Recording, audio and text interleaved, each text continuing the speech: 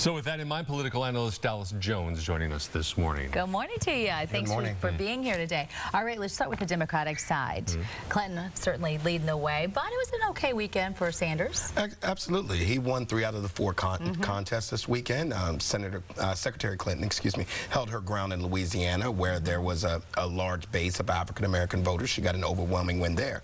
But Senator Sanders won 3 states, caucus states, mainly consisting of white liberals, which still is an issue for him to show that he can attract a more diverse base. But overall, while she's still significantly ahead in the delegate count, it was a good weekend in terms of the states that he won.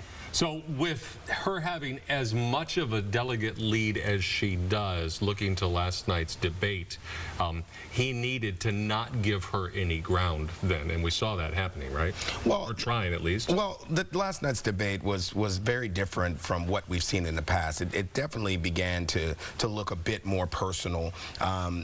You know, there were times that Senator Sanders looked visibly frustrated at some of the attacks, new attacks that had been launched at him by Secretary Clinton. And you know, to Senator Sanders' credit, you know, Secretary Clinton's been doing this a long time, and so taking it state by state and bringing out new attacks that's going to appeal to the voters in those states.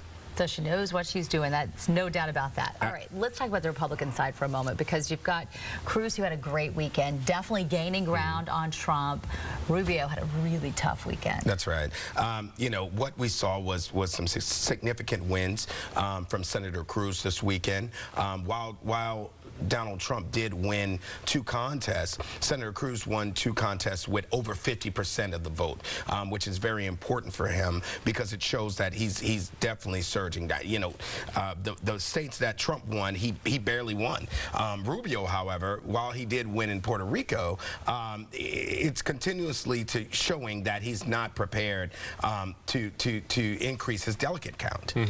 So as we listened, and certainly I don't know how many of you did, but the Sunday morning talk shows, certainly from the Republican side, the conversation is really turning to the idea of whether a brokered convention and the trading of delegates to get a nominee is on the table. How much do you think that that's a possibility? I think it's a strong possibility. I think if Senator Cruz, who is in position to actually win the nomination outright, he's only about 84 delegates behind Donald Trump, but in the event that that were to happen, I think we will very well see a brokered convention, and I think that that type of convention will be apocalyptic for the Republican Party.